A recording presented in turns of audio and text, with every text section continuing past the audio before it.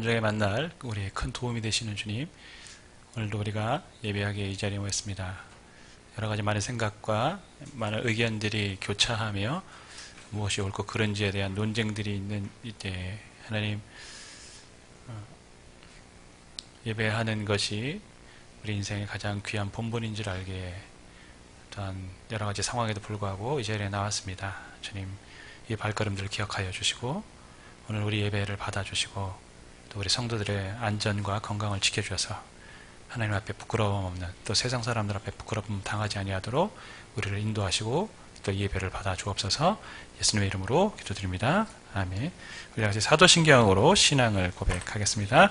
전능하사 천지를 만드신 하나님 아버지를 내가 믿사오며 그의 아들 우리 주 예수 그리스도를 믿사오니 이는 성령으로 잉태하사 동령녀 마리아에게 나시고 본디오 빌라도에게 고난을 받으사 십자가에 못 박혀 죽으시고 장사한 지 사흘 만에 죽은 자 가운데에서 다시 살아나시며 하늘에 오르사 전능하신 하나님 우편에 앉아 계시다가 저리로서 산자와 죽은 자를 심판하러 오시리라.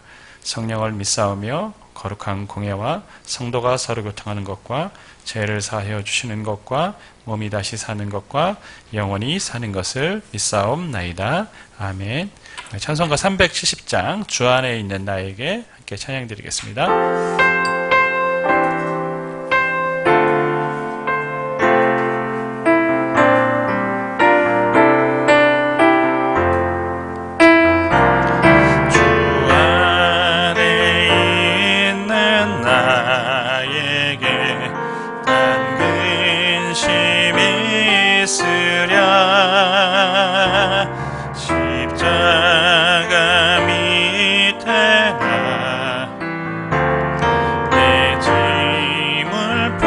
찬양합니다. 그 두려움이 변하여 그 두려움이 변하여 내 기도 되었고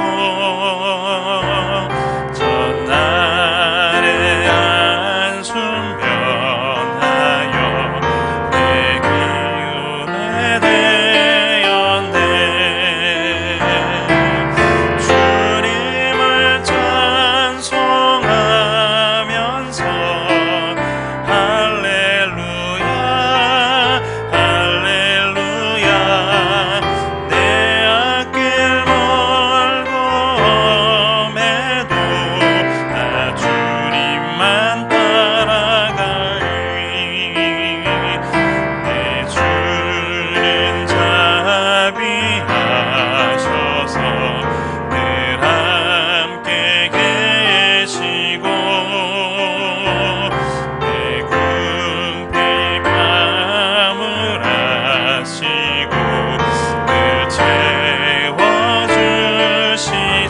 고백합니다. 내 주와 맺은 내 주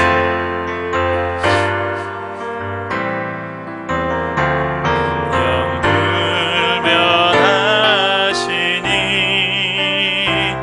그 나라 가기까지는 늘 보호하시네.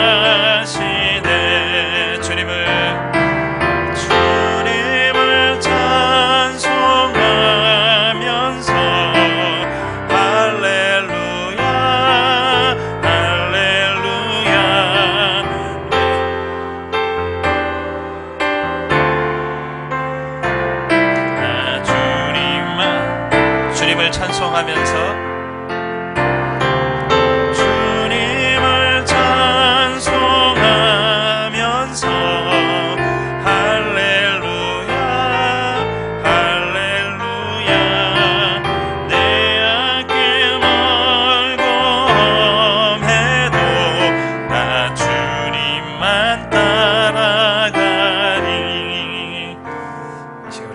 기도하실 때는 묵상으로 우리가 이제 기도하겠습니다.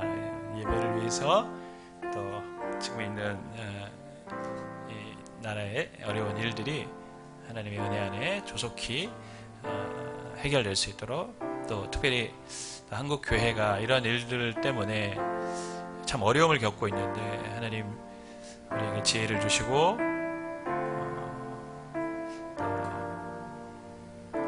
사람들 앞에 어떤 모습으로 나아가는 것이 성경적인 것인지를 고민하게 하여 주셔서 하나님의 뜻을 이뤄갈 수 있도록 한국 교회를 위해서, 또 예배를 위해서, 또 지금 있는 이 코로나 사태가 빨리 해결될 수 있도록 우리 묵상으로 잠시 기도하겠습니다.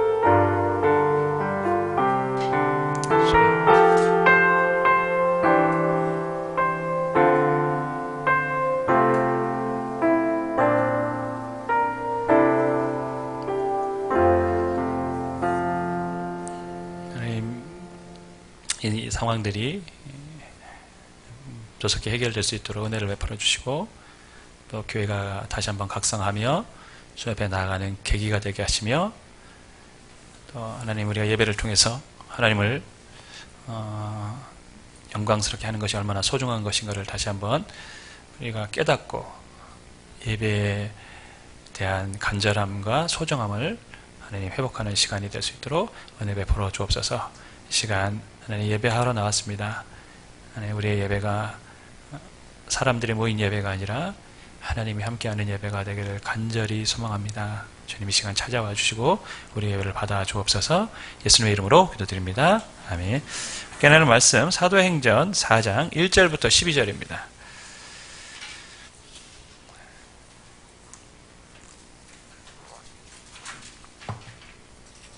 사도행전 4장 1절부터 12절 말씀을 제가 봉독하겠습니다.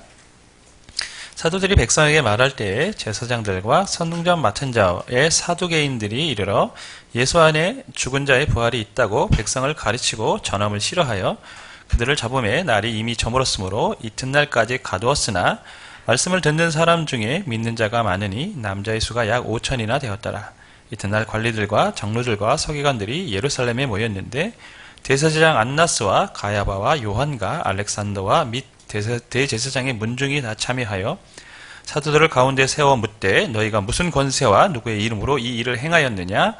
이에 베드로가 성령이 충만하여 이르되 백성의 관리들과 장로들아, 만일 병자에게 행한 착한 일에 대하여 이 사람이 어떻게 구원을 받았느냐고 오늘 우리에게 질문한다면 너희와 모든 이스라엘 백성들은 알라. 너희가 십자가에 못 박고 하나님이 죽은 자 가운데서 살리신 나사렛 예수 그리스도의 이름으로 이 사람이 건강하게 되어 너희 앞에 섰느니라. 이 예수는 너희 건축자들이 버린 돌로서 집 모퉁이의 머릿돌이 되었느니라. 다른 이로서는 구원을 받을 수 없나니 저나 사람 중에 구원을 받을 만한 다른 이름을 우리에게 주신 일이 없음이라 하였더라. 아멘. 영국의 역사학자 토인비는 이 문명은 도전과 응전을 통해 세워지고 또 발전한다, 이런 말들을 했습니다. 도전이라는 말은 이제 어려움이라는 것이죠. 응전이라는 말은 그 어려움이 있을 때 그것에 어떻게 맞서 싸우느냐, 그게 응전입니다. 그러니까 이 역사라는 게, 인류의 역사는 문명이 탄생하고 그 문명이 진행되면서 어떠한 도전, 어려움을 받는데 그 어려움이 있을 때 그것에 맞서 싸우면서 새로운 문명을 또 만들어 갔다라는 것이죠. 무슨 말씀이냐면, 아이를 낳기 전에 산모가 산통을 합니다. 그죠? 그 산통이 실은 뭡니까? 산통이 있을 때 아이가 나올 수 있는 것처럼 문명이라는 것은 도전, 즉 고난이라는 것을 통해서 새로운 문명으로 나아가게 되는 것이라는 것이죠. 즉 우리가 살아가면서 많은 어려움들을 겪고 도전을 직면하게 될 텐데 그 도전이 뭐냐? 산모의 산통과 같다는 것이죠. 새로운 문명 또 새로운 삶으로 나아가는 하나의 과정이라는 것이죠. 교회사도 마찬가지입니다. 교회의 역사도 도전과 응전의 역사죠. 여러분 초대교회로부터 시작된 교회가 300년 동안 로마 황제의 핍박을 받았습니다. 도전을 받은 것이죠. 하지만 그들은 맞서 싸웠습니다. 응전했습니다. 그리고 결국에 승리했습니다. 로마가 기독교를 공인하고 모든 나라들이 교회를 받아들였습니다. 근데 시간이 흐르면서 이것이 또한 도전이 돼버렸어요. 뭐냐면 평안하니까 어떻게 합니까? 사람이 나태해지고 교회가 부패해지고 교회가 권력을 잡으니까 세속화되어지면서 교회의 본질을 잃어버렸어요. 그게 이제 또 다른 도전으로 다가온 것이죠. 그래서 뭐합니까? 여기에 맞서 싸웠어요. 그게 뭐냐면 종교개혁을 한 거죠. 이대로는 안 된다. 우리가 개혁돼야 된다. 그래서 지금 개신교 우리가 탄생하게 된 겁니다. 문제는 이제 뭐냐면 이 개신교도 지금 또 다른 도전에 직면하고 있다는 것이죠. 우리가 이것에 어떻게 맞서 싸우느냐에 따라 도태될 수도 있고 실은 새로운 모습으로 교회가 다시 세워질 수 있다는 것입니다. 그래서 오늘 우리가 읽은 이제 사도행전 4장은 초대교회에 있었던 첫 번째 도전과 응전의 역사입니다. 과연 이들은 어떤 도전을 받았고 어떻게 응전했을까요? 우리가 마주쳐야 될 이 도전 앞에 좀 모델로 삼아야 될 부분이 아닌가 싶습니다. 한번 살펴보겠습니다.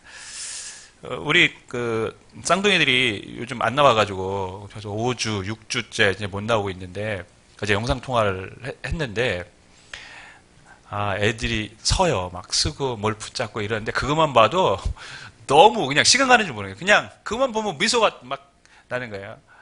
하이마, 은호야, 이러면서 막 그냥 그게 자체가 너무 즐겁고 기쁨이에요. 지난주에 3장에 보면 나면서부터 평생 걷지 못하는 사람이 치유를 받고 어땠습니까? 서서 걷고 뛰고 찬송하고 얼마나 기뻤을까요? 그건 모든 사람이 다 기뻐하고 주변에 있는 사람들이 신기해하고 베드로와 요한 앞에 몰려들었습니다. 어쩌면 너무 당연한 반응입니다. 왜? 너무 좋은 일이 일어났을까요? 우리가 태어나서부터 처음 이제 걷는 아이들의 모습을 봐도 기뻐하는데 40여 년 이상 걷지 못하던 사람이 걷고 뛰고 하는 모습을 보면 너무 즐거운 거 아닙니까? 그런데 이것을 시기하고 고깝게 여기는 사람들이 있었던 것이죠. 누굽니까? 종교 지도자들입니다. 종교 지도자들은 싫어했어요. 오늘 1절부터 3절의 말씀을 보면 사도들이 백성에게 말할 때 제사장들과 성전 맡은 자의 사두개인들이 이르러 예수 안에 죽은 자의 부활이 있다고 백성을 가르치고 전함을 싫어하여 그들을 잡음에 날이 이미 저물었으므로 이튿날까지 가두었으나 베드로와 요한에게 몰려들고 사람들이 막 베드로와 요한을 쳐다보니까 베드로가 우리를 보지 마라. 내가 한 게 아니라 예수 그리스도를 믿는 그 믿음이 이 사람을 낫게 했다라고 예수님을 전하니까 종교 지도자들은 이게 너무 싫은 거예요. 이 상황들이. 예수님의 이름이 전해지고 알려지는 게 너무 싫은 겁니다. 그래서 베드로와 요한을 붙잡았어요. 붙잡았을 뿐만 아니라 성경을 보니까 그들을 가두었습니다. 가두었는데 가둔 목적이 있어요. 이제 날이 이제 저물었기 때문에 가둔 겁니다. 왜냐하면 종교 지도자를 중심으로 한 사내들인 공회라는 게 있는데 예수님도 거기서 이제 신문을 받죠. 그 사내들인 공회에 재판에 넘겨서 신문을 해야 되는데 날이 어두웠기 때문에 재판을 할 수 없는 거예요. 그러니까 일단은 옥에 가둬버린 겁니다. 그리고 다음날 어떻게 합니까? 신문을 하죠. 여러분 성령이 임하고 교회에 놀라운 일들이 계속 벌어졌습니다. 제자들이 성령의 역사를 경험하고 많은 사람들이 자기의 언어로 복음을 듣고 회심하고 병자가 치유되고 그것을 보고 사람들이 또한 복음 메시지를 듣고 예수님을 믿는 그런 놀라운 일들이 계속 벌어지고 있는데 마냥 이렇게 기쁠 것 같은 초대교회의 모습 앞에 뭐가 불어닥칩니까? 이제 비바람이 몰아치기 시작합니다. 박해, 도전이 시작되는 것이죠. 하지만 우리가 잘 알 것은 교회는 박해 때문에 무너지지는 않습니다. 기독교 역사를 보면 교회가 박해로 인해 무너지진 않았습니다. 교회가 생명력을 잃고 타락한 것은 박해 때문이 아니라 오히려 세속화되고 이 세상과 가까워졌을 때 물질과 권력을 탐하게 됐을 때 교회가 부패했지, 박해는 오히려 교회를 정화시키고 교회를 새롭게 만드는 역할을 했습니다. 지금의 교회는 어떤가요? 중세의 교회는 화려했지만 속은 썩었습니다. 지금의 한국 교회는 어떨까요? 수많은 화려한 교회들이 이 땅에 있습니다. 겉은 되게 화려합니다. 속은 어떨까요? 어쩌면 우리도 겉은 화려하지만 속은 썩어가고 있는 그러한 중세의 교회일 수도 있습니다. 여러분, 잡초의 특성을 아십니까? 잡초는 밟아도 죽지 않아요. 꿋꿋이 자라납니다. 그게 잡초입니다. 실은 교회는 뭐 고상한 백합이나 뭐 온실안의 화초처럼 이렇게 좋은 상황에서만 자라나는 것이 아닙니다. 교회는 잡초와 같습니다. 핍박받고 어려움이 있어도 견디고 이겨내고 결국에는 성장하는 것이 교회입니다. 어쩌면 성도들은 잡초와 같은 사람들입니다. 세상의 거센 비바람, 어려움을 견디면서 그러면서 자라나는 것입니다. 지금 우리는 이제 뭐 한국 사회는 코로나라는 것으로 인해 굉장히 큰 어려움이 있고 교회 또한 많은 어려움에 직면해 있습니다. 여러분도 수도 없이 많은 이제 문자를 받으셨을 거라고 생각하는데 그 문자가 올 때마다 목회자로서 엄청난 갈등이 있는 건 사실입니다. 과연 이게 옳은 거냐? 예배를 드리는 게 옳은 거냐? 왜냐하면 이렇게 예배를 드림으로써 인해 믿지 않는 사람들이 교회에 대한 부정적인 인식을 가질 수도 있는데 과연 이게 옳은 것인가에 대한 부분을 끊임없이 하게 되는 것이죠. 과연 이게 옳은 것인가? 아니면 우리는 어떻게 해야 하는 것인가? 지금 한국교회가 직면한 상황들이 너무나 참담합니다. 저는 개인적으로 그렇게 생각합니다. 지금 우리가 여기 모여있는 시간은 요즘 예배를 짧게 드려서 한 40분이면 끝납니다. 그리고 서로 한마디도 말도 섞지도 않습니다.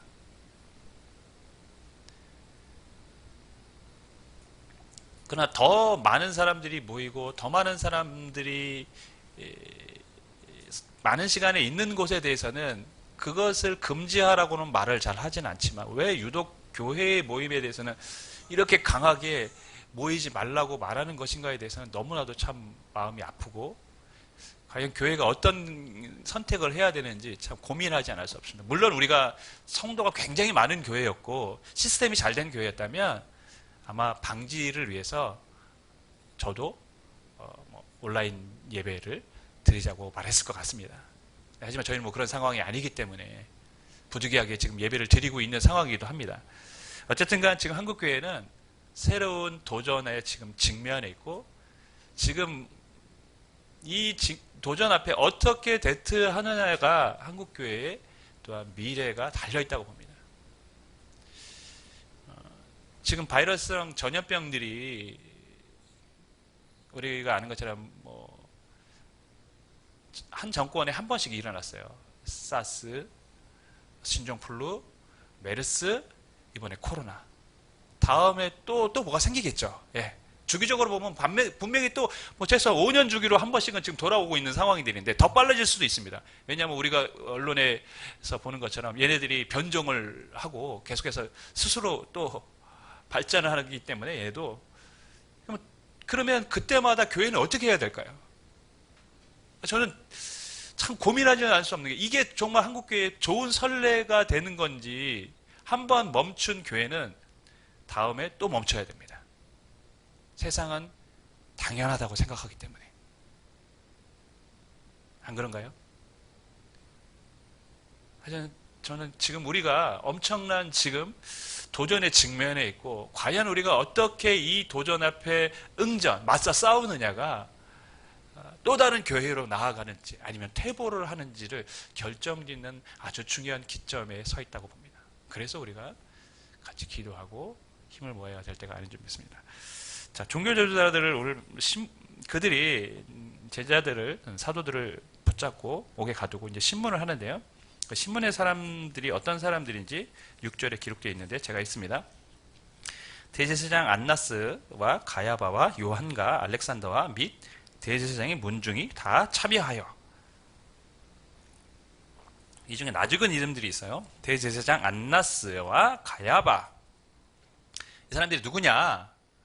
예수님이 잡히시던 날에 예수님을 신문했던 사람들입니다. 그러니까 똑같은 사람들이 뭘 하고 있습니까, 지금? 베드로와 요한을 신문하고 있는 거예요. 여러분, 베드로는 누구죠? 예수님이 잡히시던 날에 숨어서 어떻게 일이 진행되는지 다 지켜본 사람입니다. 누가 신문을 했고 어떤 질문을 했고, 그래서 예수님이 어떻게 되어졌던가를 가장 가깝게 목격한 사람이 누구냐? 베드로입니다. 근데 그 예수님을 신문하고 십자가에 죽게 했던 그 사람들이 지금 베드로에게 신문을 하고 동일한 질문을 던지고 있어요. 너희가 무슨 권세로 누구의 이름으로 이 일을 행하였느냐? 예수님에게도 네가 무슨 권세로 이 일을 행하였느냐 계속해서 묻지 않았습니까? 근데 지금 베드로에게도 요한에게도 묻고 있는 상황이에요. 똑같은 사람들이, 힘 있는 사람들이, 예수님을 죽게 만든 사람들이. 여러분, 베드로 입장에서는 이 질문을 들을 때 무슨 생각이 들었을까요? 저는 죽음이라는 단어가 연상됐을 것 같아요. 아, 나도 죽을 수 있겠구나. 왜냐하면 그 사람들이 예수님을 죽인 사람들이니까요. 우리가 둘째가 여러분이 잘 아시는 것처럼 불로장생을 꿈꾸는 아이 아닙니까? 죽음이라는 것에서 굉장히 이제 민감하게 반응을 합니다. 그런 단어가 나오면 굉장히 뭐라고 할까요? 두려움이 좀 있어요. 요즘 목표가 생겨가지고 이제 성경 일독 하겠다고, 성경 일독 하면 원하는 거 해주겠다 했더니 열심히 성경 읽는데 민수기를 쭉 읽다가 우울하게 나옵니다. 아빠, 아론이 죽었어요. 그래. 그리고 어제 또 신명기를 거의 다 끝내가는 중에 아빠, 모세가 죽었어요.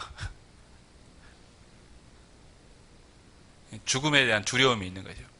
여러분, 베드로 입장에서 제가 봤을 때 그 상황은 죽음을 연상할 수 있는 충분한 상황이라고 봅니다.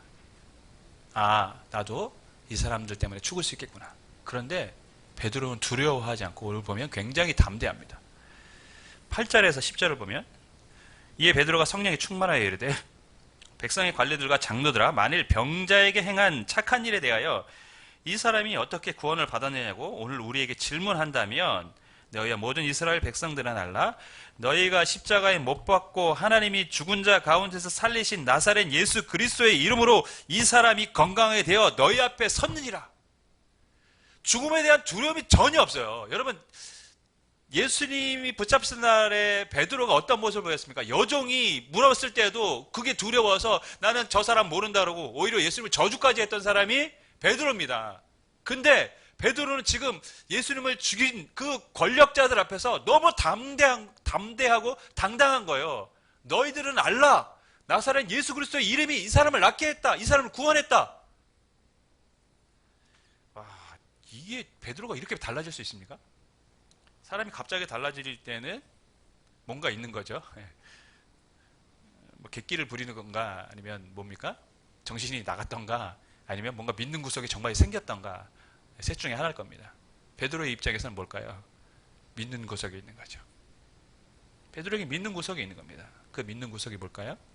12절 다른 이로써 구원을 받을 수 없나니 천하 사람 중에 구원을 받을 만한 다른 이름을 우리에게 주신 일이 없음이라 하였더라. 베드로에게 믿는 구석이 있었어요. 그것은 예수 그리스도의 이름과 그 이름의 능력이었습니다. 베드로는 확실히 알았던 것이죠. 예수 그리스도의 이름이 하나님이 우리에게 주신 유일한 구원의 이름이다. 두려움이 없어졌습니다. 그래서 세상의 도전 앞에 당당한 것이죠. 우리도 수없이 많은 도전을 이제 또 살아가면서 또 직면하게 될 것입니다. 또 세상은 교회에 또 어떠한 요구들을 할 수도 있어요. 그런 세상이 되어가고 있습니다. 그때 우리가 당당하게 응전할 수 있으려면 무엇이 필요합니까? 예수님을 믿는 그 구원의 확신이 있어야 될 줄 믿습니다. 그럴 때 우리는 흔들리지 않습니다. 구원의 확신이 없으면 흔들리는 거예요. 하지만 구원의 확신이 있으면 흔들리지 않습니다. 구원을 얻을 만한 다른 이름을 우리에게 주신 적이 없는 줄 믿습니다. 아멘. 여러분, 베드로의 반응에 종교 지도자들은 놀랐어요. 그래서 이 사람들이 어떻게 해야 되나 난처하기 시작합니다. 16절 보면 이 사람들은 어떻게 할까? 그들로 말미암아 유명한 표적이 나타나는 것이 예루살렘에 사는 모든 사람에게 알려졌으니 우리도 부인할 수 없는지라. 베드로의 말을 듣고 처음에 굉장히 놀랍니다. 왜냐하면 이 사람들이 그렇게 똑똑한 사람들이 아닌데 왜 이렇게 유식하고 유창하게 말을 하지?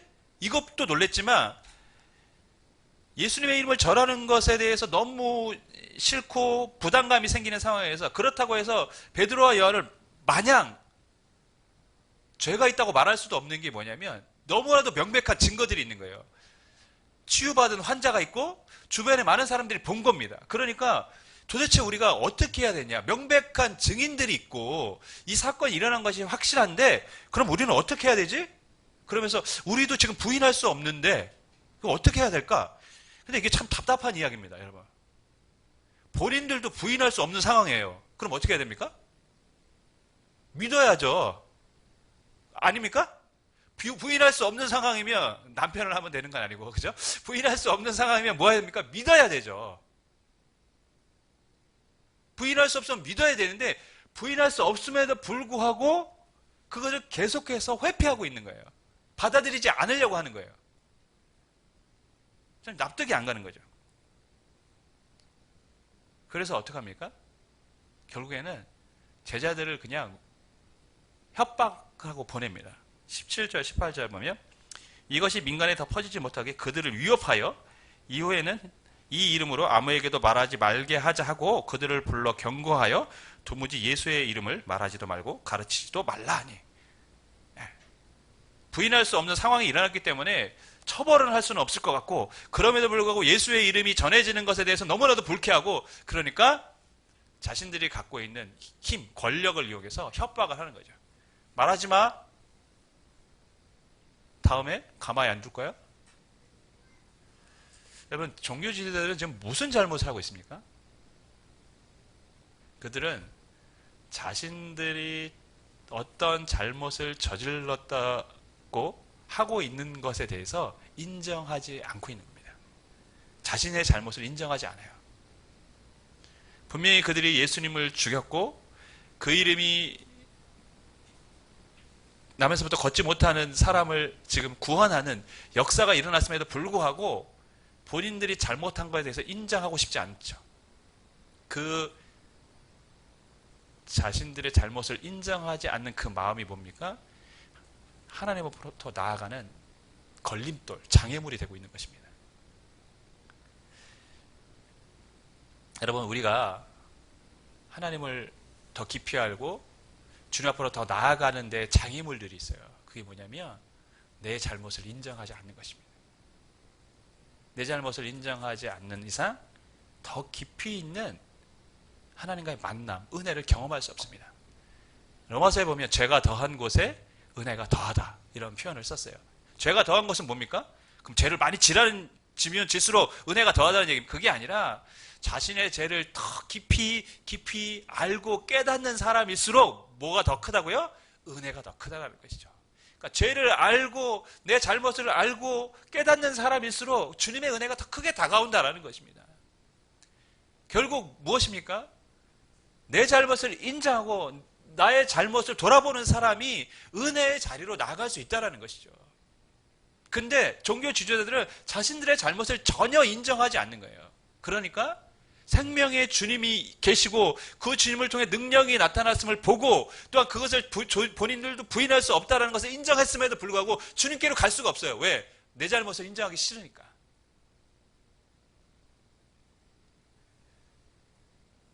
여러분, 우리를 돌아보고 나의 잘못이 무엇인지를 돌아보는 그것이 그래서 우리에게 필요한 줄 믿습니다. 그것이 하나님께 나아가는 통로가 되고 또 길이 되는 줄 믿습니다. 종교 지도자들의 이러한 위협, 협박에도 불구하고 오늘 베드로는 어떻게 그 도전에 맞서 싸웁니까? 19절, 20절을 보면 이렇게 얘기합니다. 베드로와 요한이 대답하여 이르되 하나님 앞에서 너희 말 듣는 것이 하나님 말씀을 듣는 것보다 옳은가 판단하라. 우리는 보고 들은 것을 말하지 아니할 수 없다 하니. 굉장히 담대합니다. 여종이 말했을 때도 벌벌 떨었는데 이제는 그 권력자들, 자신의 목숨을 좌지우지할 수 있는 그 권력자들을 위협하는데도 전혀 두려움이 없습니다.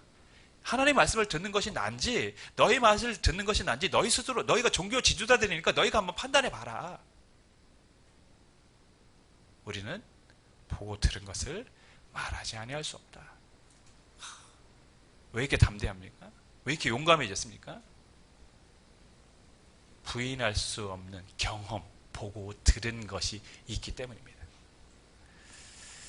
여러분, 우리의 믿음을 흔드는 많은 요소들이 세상에 있죠. 뭐 경제적인 요소도 있고 여러 가지 관계적인 요소도 있고 상황적인, 지금처럼 상황적인 요소들도 있습니다. 그러나 그것은 표면적인 것이죠. 정말 근본적인 이유는 뭡니까? 왜 그럼 사람들이 이러한 상황에 믿음이 흔들리는 것일까요? 확실한 보고 들은 하나님과의 만남이 없기 때문에 그렇습니다. 확실한 만남이 있으면 어떠한 상황에서도 흔들리지 않습니다.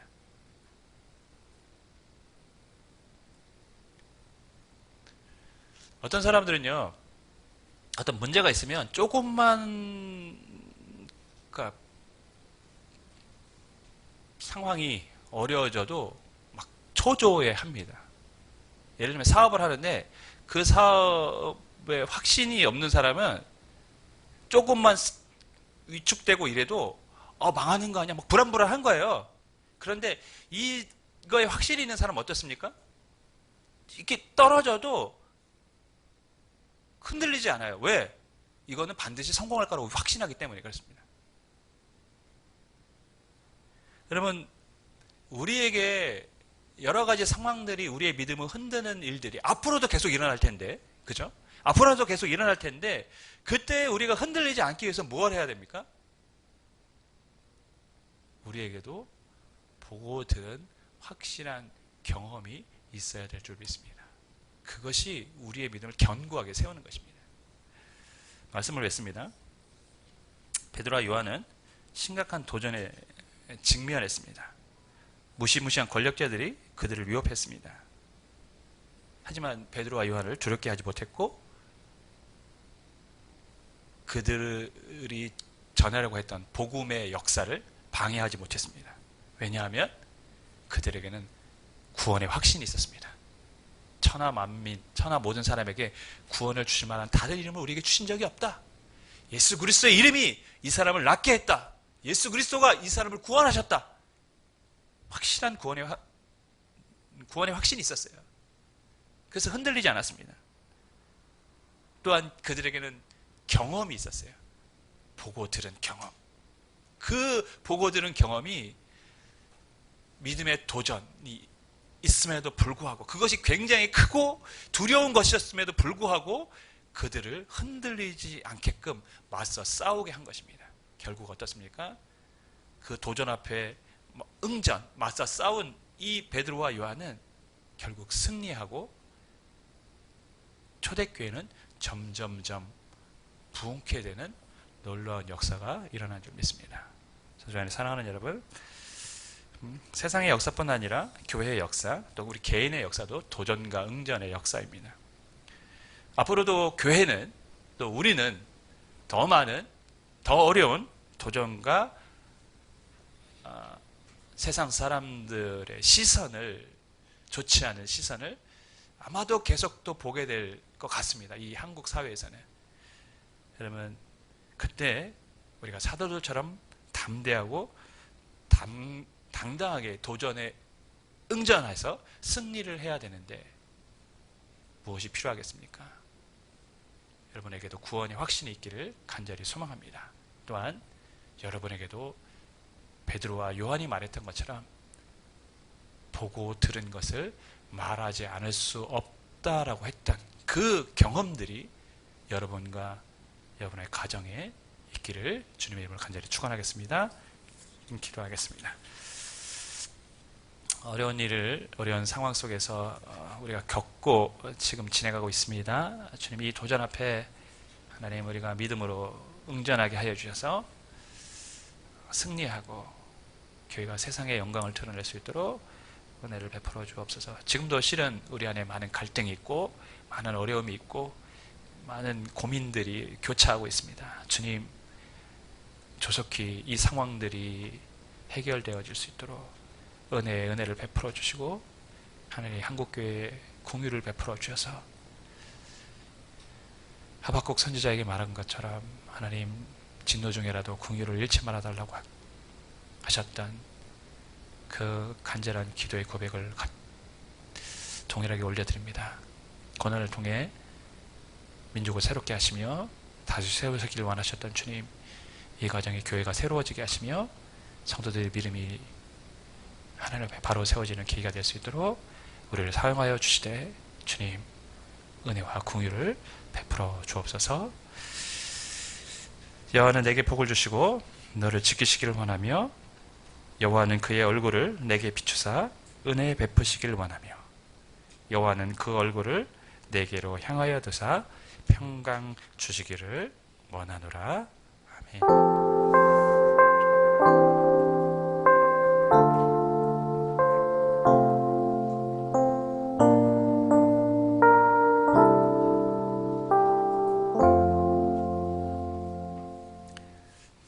특별한 광고사항은 없습니다. 나가실 때 준비하신 김밥 다 가져가셔서 맛있게 드시면 되겠습니다. 건강하시고 위생관리 잘하시고 참 어려운 상황인데 기도로 우리가 좀 이겨냈으면 좋겠습니다. 오늘 예배 마치겠습니다.